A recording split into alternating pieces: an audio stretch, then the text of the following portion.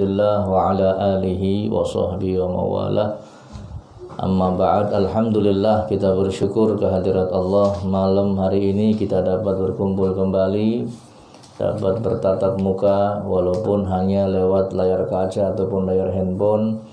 Mudah-mudahan tidak mengurangi manfaat yang akan Allah berikan kepada kita.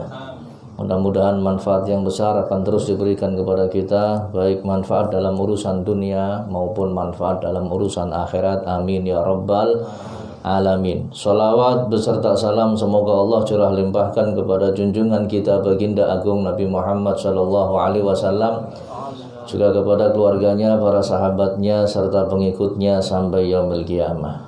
Hadirin, bapak-bapak, ibu-ibu, saudara dan saudari sekalian, dimanapun antum berada, kita lanjutkan pembahasan kitab Risalatul Mu'awanah, dan insyaallah nanti dilanjutkan dengan Risalatul Jami'ah sampai pada bab tentang silaturrahim, sampai pada bab silaturrahim.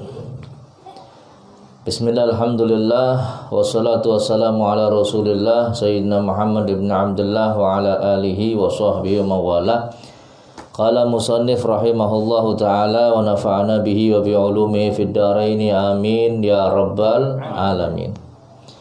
Wa la tatimmu silatal arham wal ihsan bika fil adha anhum. Tidaklah sempurna menyambung tali silaturrahim dan tidaklah sempurna berbuat baik kepada tetangga, melainkan bikafil adha anhum, melainkan kita ini tidak menyakiti mereka, tidak menyakiti mereka, perbuatan pun yang lain. Wahtimalil adha minhum. Begitu juga tidak sempurna kita berbuat baik kepada tetangga ahlahum, dan kita pun berusaha mengorbankan atau memberikan kebaikan sesuai dengan kemampuan kita kepada mereka. Wa qala alaihi salam, bersabda Nabi Muhammad sallallahu alaihi wasallam, laisal wasilu bil mukafi'i, innamal wasilul ladzi idza quti'at rahimuhu wasalaha. Yang dikatakan silaturrahim, yang dikatakan nyambung tali silaturrahim itu bukan mukafi. Apa itu mukafi? Mukafi ini kita berbuat, mereka berbuat baik sama kita, kita membalasnya dengan perbuatan baik yang sama. Itu bukan disebut silaturrahim, bukan seperti itu. Atau ada saudara kita datang ke rumah kita, kemudian kita membalas, kita berbuat baik datang ke rumah saudara kita. Ini sebenarnya bukan silaturahim, walaupun sebutannya silaturahim, cuman bukan silaturahim yang sesungguhnya. Kalau ini namanya mukafi. Mukafi ini berarti membalas kebaikan dengan kebaikan. Lalu bagaimana yang disebut dengan silah? Silaturahim itu sendiri, yang dimaksud dengan silah atau silaturahim itu adalah ketika kita diputus talinya oleh mereka, kita menyambung. Ketika mereka berbuat buruk sama kita, kita berbuat baik sama mereka. Ini yang dimaksud dengan silaturahim. Jadi kalau misalkan balas berkunjung, saudara kita datang ke tempat kita, saudara kita berbuat baik sama kita, kita membalasnya, ini bukan silaturahim, namanya mukafi, membalas kebaikan dengan kebaikan. Yang dimaksud silaturahim, panjenengan diputus tali silaturahim, mungkin karena politik, mungkin karena pilpres, mungkin karena pilkades, mungkin karena warisan, mungkin karena apapun, diputus. Wah, saya nggak mau kenal kamu lagi, udah mulai sekarang pedot seduluran misalkan. Mereka memutus kita, kita nggak memutus, kita tetap nyambung. Nah, ini yang disebut silaturahim.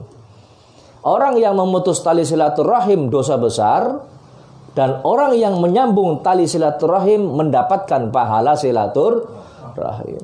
Silaturahim ini disebut oleh Nabi Muhammad, maka rezekinya akan ditambah, umurnya pun akan rezekinya akan diluaskan, umurnya akan ditambah oleh Allah Subhanahu wa ta'ala. Wa qala alaihi salam, bersabda Nabi Muhammad sallallahu alaihi wasallam, wattinu anfusakum ala an tuhsinu idza ahsanan nasu wala tasi'u idza asa'u, wabillahi taufik. Begitu pula Nabi kita Muhammad sallallahu alaihi wasallam bersabda, mantapkan diri kalian, mantapkan. Untuk apa? Untuk berbuat baik. Idza ahsana, bila mereka manusia berbuat baik kepada kita, wala tasi'u idza asa'u. Tapi kalau mereka berbuat buruk, kita jangan balas berbuat buruk. Umumnya manusia hadirin, kayak apik paring nyong apik paring kae. Kayak ora apik paring nyong bisa lebih. Ini umumnya manusia seperti itu. Ya. Tapi Nabi Muhammad perintahkan kita apa? Mantapkan sudah, kita ini berbuat baik sudah. Berbuat baik, dia berbuat baik, kita berbuat baik. Dia berbuat buruk sama kita, tetap berbuat baik. Sebagaimana yang dicontohkan oleh Nabi kita Muhammad sallallahu alaihi wasallam. Nabi Muhammad ini beliau sering disakiti, sering dicaci maki, sering diperlakukan tidak adil, sering diperlakukan dicaci macam-macam sudah, tapi beliau Nabi Muhammad sallallahu alaihi wasallam tidak membalas perbuatan buruk mereka. Allahumma shalli ala Muhammad. Allahumma shalli ala Muhammad. Allahumma shalli wa sallim wa barik alaihi wa ala alihi. Ini Nabi kita Muhammad ngasih contoh yang baik kepada kita. Beliau apabila disakiti, maka beliau ya'fu wa la yu'aqib, memaafkan dan tidak membalas. Wa idza khusima yasmut wa la yujawib. Nabi Muhammad apabila diajak bermusuhan, dia dimusuhi, dia diajak tukaran, diajak bermusuhan, beliau yasmut wa la yujawib, diam dan tidak membalas. Allahumma shalli ala Muhammad. Nah, ini sifat karakter dari Nabi kita Muhammad sallallahu alaihi wasallam. Tetap berbuat baik hadirin. Apapun yang terjadi, disakiti, tetap berbuat baik. Padahal kita berhak sebenarnya, berhak. Kalau seandainya ada orang menyakiti kita, berhak kita membalasnya, berhak. Ya. Cuman lebih baik hadirin, lebih baik kita ini berbuat baik kepada mereka. Dalam Al-Quran disebutkan, wa jazaa'u sayyi'atin sayyi'atum mithluha, dan balaslah perbuatan buruk dengan perbuatan buruk yang sama. Balaslah kejahatan, perbuatan buruk dengan perbuatan buruk yang sama. Nggak apa-apa sebenarnya. Ente dijiwit, di apa? Dijiwit. Balasnya bagaimana? Jiwit lagi sekali. Ya. Nggak boleh double, nggak boleh. Ente diwadani apa? Diledek. Diwadani bahasa Indonesia apa? Diejek. Diejek sekali, ya jawabnya sekali. Cuman kadang-kadang orang nggak bisa. Diejek sekali, jawabnya 10. Ya kan? Oh, kamu ini ireng. Iya, kon be ireng, ora bagus, kan boleh cilik, ya macam-macam kan? Macam-macam sudah. Ini nggak boleh. Yang boleh hak kita ini ketika kita ada orang berbuat buruk sama kita, hak kita ini ya kita ini berhak menjawab ya sama dengan perbuatan buruk itu. Nggak boleh lebih. Akan tetapi faman afa wa aslaha fa ajruhu 'ala Allah. Kata Allah dalam Al-Quran, tapi siapa yang memaafkan, faman afa wa aslaha, dan berbuat baik sama orang yang menyakiti itu, fa ajruhu 'ala Allah, maka pahalanya langsung ditanggung Allah Subhanahu wa ta'ala. Artinya apa? Ini pahala fa ajruhu 'ala Allah ini artinya apa? Artinya tidak ada yang bisa menghitung pahalanya kecuali Allah Subhanahu wa ta'ala. Saking banyaknya pahala orang yang memaafkan dan berbuat baik kepada orang lain. Silakan mau balas hadirin. Ya, cuman yang sepadan. Kalau kita pengen dapat pahala, maka jangan balas, tapi berbuat baik. Kita maafkan mereka, kita berbuat baik kepada mereka, maka Allah pun akan memberikan pahala kepada kita semuanya. Mudah-mudahan kita bisa melakukannya. Allahumma amin ya rabbal. Wala tastawil hasanatu wala sayyi'ah idfa' billati hiya ahsan. Ya, jadi lebih baik berbuat baik sama mereka. sama orang yang menyakiti kita. Tapi ada tapinya ini. Kalau urusan pribadi lebih baik kita memaafkan. Diledek, diejek, dicaci maki, kita dipukul, urusan pribadi maafkan. Tapi kalau itu urusan agama, urusan apa? Agama, ya. Jangan terus Islam ini toleransi, Islam ini rahmatan lil alamin, Islam ini dan itu. Dihina kita diam saja. Enggak. Nabi Muhammad enggak seperti itu. Beliau Rasulullah sallallahu alaihi wasallam memaafkan dosa yang berkaitan antara orang lain dengan dirinya secara pribadi. Dimaafkan sama Rasulullah. Orang mukul Nabi Muhammad sampai berdarah Rasulullah enggak balas. Rasulullah dicaci pribadinya, beliau Nabi Muhammad enggak balas. Tapi ketika yang diejek, yang dihina adalah agama Islam atau simbol-simbol agama Islam, Rasulullah marah. Pernah Nabi Muhammad ngajak perang sama orang Yahudi. Kenapa? Karena ada kaum wanita yang sedang pakai kudung, pakai jilbab, ditarik jilbabnya sampai terbuka. Marah Nabi kita Muhammad SAW. Diajak perang hadirin, gara-gara urusan apa? Jilbab. Mungkin sepele, cuman ini simbol agama, simbol aurat bagi perempuan, dibela mati-matian oleh Nabi kita Muhammad Sallallahu alaihi wasallam. Nabi Muhammad memang pemaaf. Tapi hadirin jangan salah, ketika itu berurusan dengan agama, berurusan dengan hak Allah Subhanahu wa taala, tidak ada satupun orang yang berani melihat Nabi Muhammad marah. Saking marahnya beliau Rasulullah Sallallahu alaihi wasallam. Tapi kalau itu berkaitan dengan pribadi, maafkan. Imam Syafi'i rahimahullahu taala, beliau pernah mengatakan, man ustu'fiya walam ya'fu fahuwa syaitan. Siapa orangnya yang dimintai maaf kemudian nggak mau memaafkan, maka bukan manusia tapi apa? Syaitan. Ya, dimintai maaf, ada orang bersalah, minta maaf sama kita, kemudian kita nggak memaafkan, kita nggak memaafkan mereka, maka kata Imam Syafi'i, fahuwa syaitan, bukan manusia tapi setan. Mudah-mudahan kita termasuk pribadi yang bisa ngikutin pribadi Nabi Muhammad SAW. Akhlak kita bisa ngikutin akhlak Nabi Muhammad SAW. Perbuatan kita bisa mengikuti perbuatan beliau Nabi Muhammad Sallallahu alaihi wasallam. Amin ya Rabbal alamin. Memang berat hadirin, memaafkan orang lain ini berat. Cuman pahalanya besar.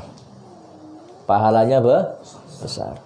Pernah salah seorang sahabat dikabarkan oleh Nabi Muhammad beliau menjadi penghuni surga. Rasulullah beserta dengan sahabat-sahabat yang lain sedang duduk di teras masjid.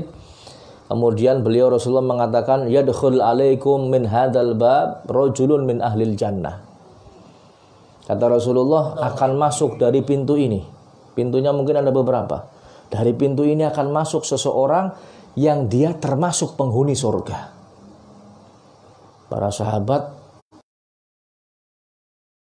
mungkin sahabat-sahabat yang besar seperti sahabat Abu Bakar, Umar, Utsman ataupun sahabat Ali.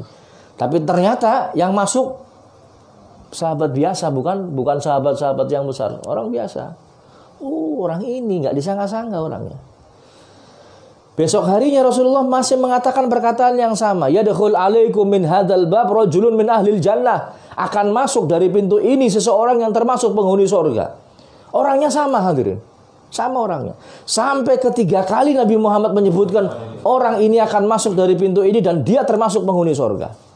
Sahabat penasaran, diikutin rumahnya di mana, sampai di rumah tanya, "Wahai fulan bin fulan, amalan apa yang kamu kerjakan?" Kata orang itu, saya nggak punya amalan apa-apa. Sholat saya biasa, yang wajib saja saya kerjakan, sunnah juga biasa-biasa saja. Puasa juga yang wajib, yang sunnah juga jarang. Biasa saya lakukan. Cuman ada satu amalan yang saya kerjakan setiap malam. Apa itu? Setiap mau tidur, saya maafkan semua orang yang telah menyakiti saya.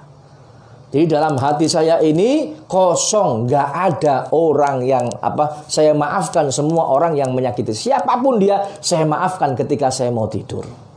Akhirnya orang ini mengatakan, nah ini amalan ini yang menyebabkan orang ini termasuk menjadi penghuni surga. Maka itu hadirin yang dirahmati Allah, sebelum tidur ya, maafkan semua orang yang telah menyakiti kita, siapapun ya. Insya Allah mudah-mudahan kita dicatat sebagai orang penghuni surga Allah Subhanahu wa ta'ala. Amin ya robbal. Jadi intinya hadirin, apapun yang dikerjakan oleh orang lain kepada kita, baik itu perbuatan baik ataupun perbuatan buruk, kita balas dengan perbuatan baik, apapun perbuatannya ya. Siapa yang kita contoh? Yang kita contoh Nabi kita Muhammad sallallahu alaihi wasallam. Mudah-mudahan Risalatul Mu'awanah yang kita baca walaupun sekelumit ini bermanfaat untuk kita semuanya. Amin ya robbal alamin. Kita lanjutkan hadirin pelajaran Risalatul Jami'ah. Sampai halaman berapa, Husain?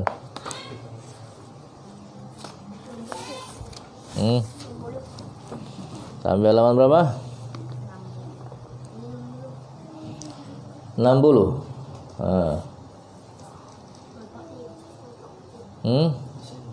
Penjelasannya belum ya?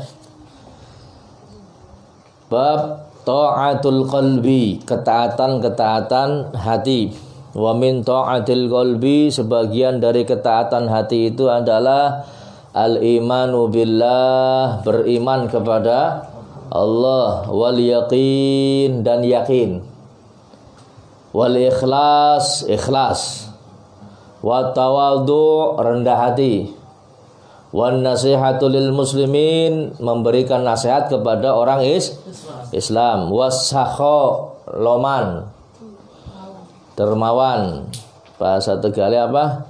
Loman. Sakho ini ada tingkatan 2 di atasnya. Kalau sakho ini artinya wa huwa badlu ba'dil mawjud bi thayyibatin nafas, memberikan sebagian yang ada tapi dengan pemberian yang baik. Dengan pemberian apa? Yang baik. Lain dengan kita. Kita ini biasanya hadirin, kalau mau ngasih sama orang, ke duit turahan apa duit luwihan? Duit turahan apa duit sing disimpen?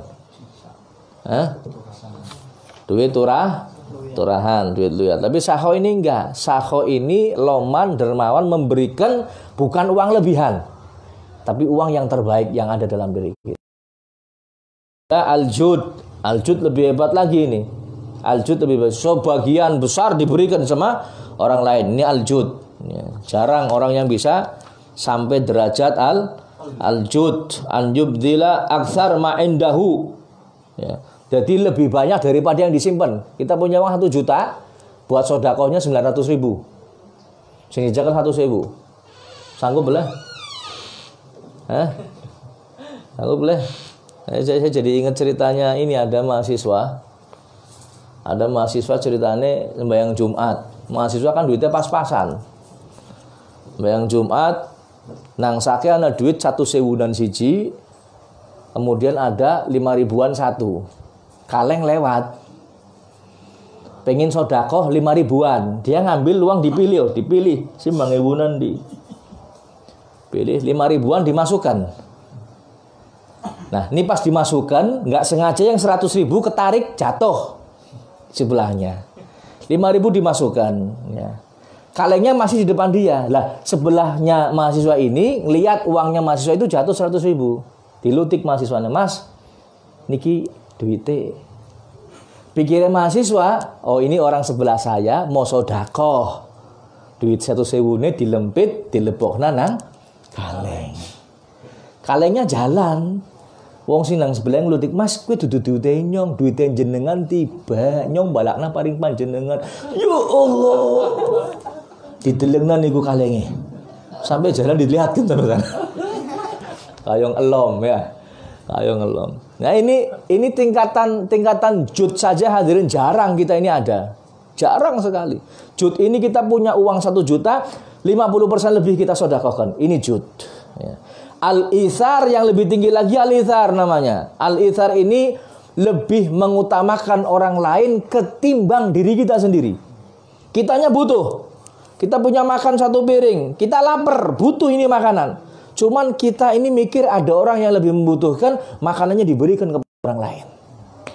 Ini namanya ithar. Ini susah lagi yang seperti ini. Jud saja susah, apalagi ithar. Termasuk bentuk ketaatan hati husnudzon.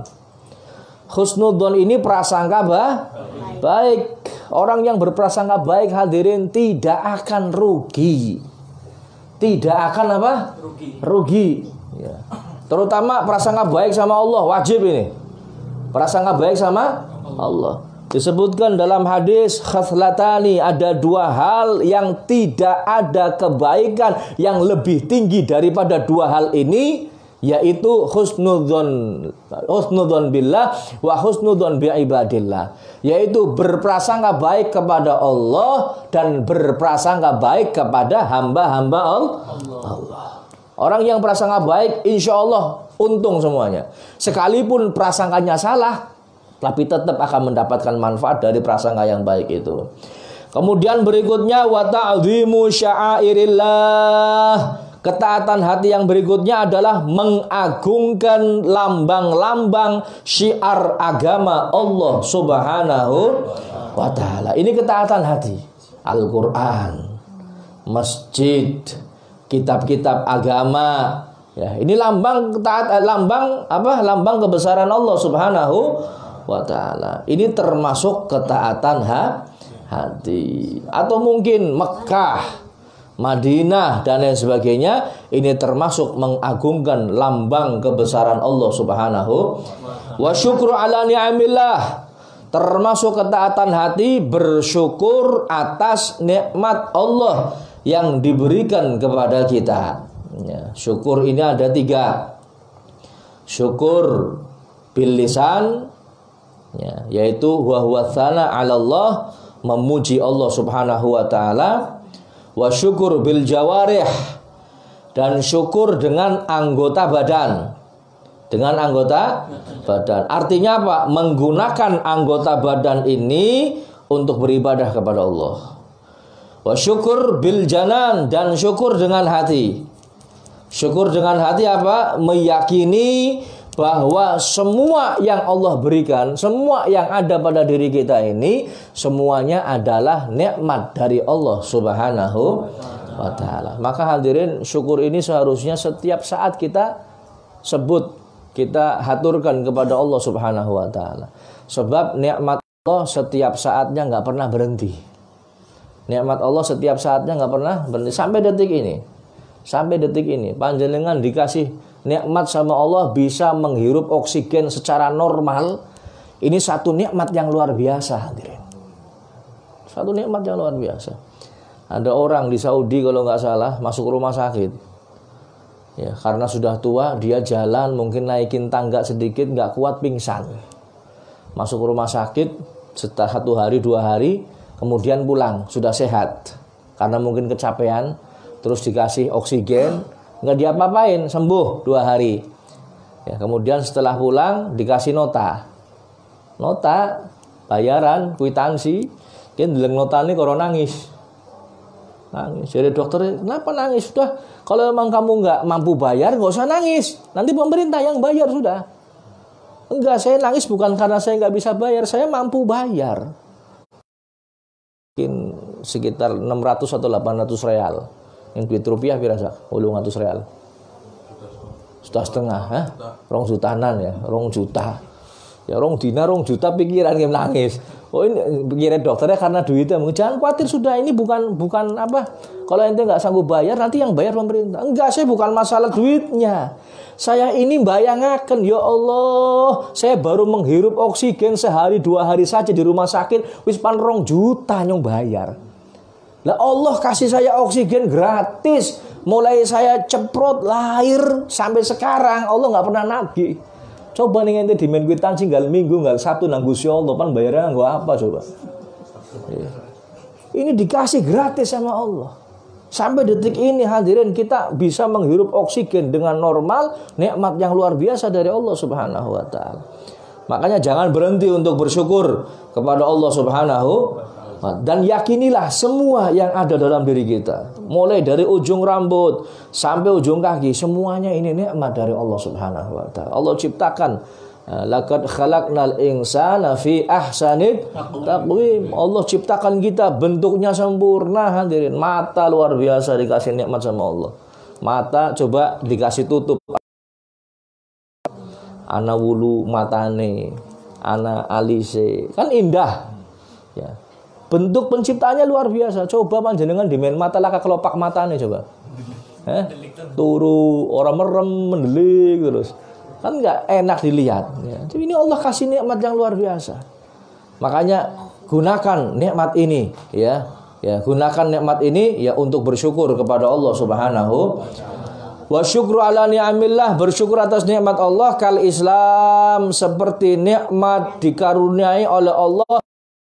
Agama Islam, wahia a'zamun ni'am ba'da ni'matil ijad. Ini nikmat yang besar setelah nikmat ijad. Nikmat kita diwujudkan oleh Allah jadi menungsa. Kemudian nikmat yang paling besar berikutnya, Allah berikan kita hidayah bisa memeluk agama Islam. Ya Allah, agama kita agama yang sempurna hadirin. Sempurna dari segi apapun sempurna. Mau dilihat dari segi kesehatan sempurna hadirin. Banyak ajaran-ajaran syariat kita yang ternyata bermanfaat besar di dunia kesehatan. Banyak sunnah-sunnah Nabi Muhammad yang seharusnya kita kerjakan, ya karena kita ini umatnya. Ini ternyata di dunia medis ini dijadikan acuan. Luar biasa. Nabi mengatakan sumu tasihu. Bentar lagi kita puasa, mudah-mudahan menangi Ramadan, amin. Sumu tasihu, berpuasalah kamu maka akan sehat. Ini kan Nabi yang ngomong. Ya, sumu puasa maka akan sehat. Coba di rumah sakit ini pun dipakai hadirin. Ya. Untuk mengobati penyakit-penyakit tertentu suruh puasa dulu. Ya, apalagi nggak operasi, mau cek darah, cek lab ini dan itu, pakai puasa dulu. Dipakai ini praktek ini. Nabi mengajarkan 1500 tahun yang lalu, sumu tasihu, puasalah kalian akan menjadi sehat. Allah, ya, memeluk agama Islam. Sekarang di Eropa, di Belanda yang kita dengar beritanya, adzan sudah mulai diperbolehkan, ya, karena ada penelitian, wallahu a'lam benar atau enggak, katanya suara adzan ini justru membunuh virus-virus yang membahayakan termasuk corona. Ini alhamdulillah. Makanya jangan sampai berhenti suara adzan ini. Wa ta'ati wasairin ni'am. Begitu pula hadirin, nikmat yang lain seperti nikmat ketaatan. Kita bisa berbuat taat, sholat, puasa, zakat, ini nikmat dari Allah. Makanya beruntung siapa yang bisa mengerjakan ketaatan, termasuk yang malam ini duduk ada di rumah ngelihat handphone, ngaji lewat streamingan. Ini termasuk bentuk ketaatan kepada Allah Subhanahu wa taala. Syukuri yang seperti ini. Ya, mudah-mudahan kenikmatan ini akan terus ada dalam diri kita. Amin ya rabbal. Wasabru 'alal bala. Ya, termasuk ketaatan hati adalah sabar atas musibah. Sabar atas ujian yang menimpa kita, ya, apapun bentuknya. Entah itu kekurangan harta, kekurangan makanan, penyakit, atau meninggalnya orang yang kita cintai dan lain sebagainya. Maka bentuk ketaatan hati yaitu sabar atas segala musibah yang menimpa kita. Ithlal amrod, seperti sakit, wal mihan ataupun ujian, wa mautil ahibbah atau kematian orang yang kita cintai, wa faqdil mal, kehilangan harta, wa tasallutin nasi, dan juga dikuasai oleh manusia, disandra dan lain sebagainya. Intinya ujian apapun yang Allah berikan, maka kita pun bersabar. Wa sabru ala ta'at, wa sabru 'anil ma'asi. Begitu pula sabar atas perbuatan taat dan sabar atas perbuatan maksiat. Maksudnya bagaimana? Ketika kita berbuat taat, kita pun ditekankan untuk sabar. Sebab yang namanya perbuatan taat hadirin, kadang-kadang ini ada yang mungkin jenuh, ada yang mungkin gak betah, ada yang mungkin ini dan itu. Makanya kita berbuat taat pun diperintah oleh agama kita untuk bersabar. Dan orang yang sabar di dalam menjalankan perbuatan taat, maka pahalanya lebih besar daripada sabar menghadapi ujian. Kemudian sabar yang berikutnya, sabar untuk tidak melakukan maksiat. Ini lebih besar lagi nilainya dari yang dua ini. Kalau mungkin yang pertama sabar atas ujian dapat pahala 300, sabar atas ketaatan dapat pahala 600, sabar tidak melakukan maksiat dapat pahala 900. Lebih besar daripada yang dua itu. Wathiqatu birizqi minallah, dan meyakini, mempercayai bahwa rizki itu datangnya dari Allah. Ini bentuk ketaatan hati. Harus kita yakini hadirin. Loh Beb, saya kerja, saya capek, saya keringetan, saya cara untuk ngomong sikil gondas, hendas ngosikil supaya lihat duit. Betul. Ya, kita melakukan itu diperintah sama Allah. Cari nafkah seperti itu diperintah sama Allah. Cuman kita harus meyakini semua rezeki itu yang ngatur Allah, yang ngasih Allah. Banyak orang yang kerja sama, Pak. Orang ini kerja dari pagi sampai sore kaya. Ada lagi orang kerja sama waktunya, pagi sampai sore, kerjaannya sama, cuman nggak kaya sama orang itu. Ya. Ini berarti semuanya sudah diatur sama Allah Subhanahu Wa Taala. Ada orang yang sekolah tinggi S3, ya orang sugiana. Sing ora sekolah sugih akeh. Ya Mardiyah sih. Ya. Mardiyah orang bisa baca, orang bisa nulis, sugih. Sampai apa goletan ya, duit sing Mardiyah. Akeh-akeh. Ini enggak sekolah. Ya. Banyak orang yang enggak sekolah SD punya banyak sekali. Saya kenal hadirin. Ada teman kita orang kaya raya. Tinggal di Jawa Barat kaya raya. Punya usaha itu mungkin sekitar 11 tempat. Ya. Barang takon-takon cilike SD ora lulus. SD enggak lulus, coba bayangkan. Ini mobilnya mulai dari Avanza sampai Hammer ada. Saya lihat sendiri, bukan butuh jare-jare. Ana Hammer-nya, ana Fortuner-nya, ada semua komplit. Jadi waktu anaknya nikahan nggak nyewa mobil lainnya, nggak pakai mobil lain, mobilnya sendiri dikeluarkan semuanya, renteng sudah. Ada Hammer tuh yang hitam apa namanya, kayak Jeep kayak sing Habib. Hah? Apa namanya? Yes, Rubicon, ya anak sing kayak Rubicon. Ya. Saya SD orang lulus coba. SD nggak lulus ini. Nah, ini seperti itu hadirin. Jadi rezeki itu nggak dilihat dari sekolahnya, nggak dilihat dari usahanya, nggak dilihat dari ini, tapi dilihat dari apa? Dari Allah Subhanahu Wa Taala. Bolehlah kita usaha, silahkan usaha. Memang diperintah sama syarat usaha. Cuman yakinlah semuanya itu yang ngatur Allah Subhanahu Wa Taala. Wal bughda wa bughdud dunya, dan yang selanjutnya bughdud dunya, benci sama dunia. Benci sama dunia. Wa adawatun nafsi, memusuhi hawa nafsu, wa syaitani, dan setan. Ini termasuk ketaatan hati. Wa mahabbatullahi wa rasulihi, dan mencintai Allah dan Rasulnya, wa sahabatihi, dan sahabat-sahabatnya, wa ahli baitihi, dan keluarganya Rasulullah, wa tabi'in, ya. Tabi'in ini orang-orang yang mengikuti sahabat, wa sholihin, orang-orang soleh, wa ridho anillah, dan ridho atas pemberian Allah Subhanahu Wa Taala, wa tawakkul alaih, bertawakal pasrah kepada Allah, wa ghairu dzalik minal wajibatil qalbiyah al munjiyah, dan yang lainnya yang termasuk kewajiban-kewajiban hati yang insyaallah akan menyelamatkan. Maka ini adalah bentuk ketaatan hati. Mudah-mudahan sedikit banyaknya bisa kita amalkan hadirin. Mudah-mudahan majelis yang singkat ini, ya bainal maghrib wal isya, mudah-mudahan membawa manfaat untuk kita semua, manfaat dalam urusan dunia maupun manfaat dalam urusan akhirat. Amin ya rabbal alamin. Hadza wa lakum minkum wallahul muwaffiq ila aqwamit thoriq. Assalamualaikum warahmatullahi wabarakatuh.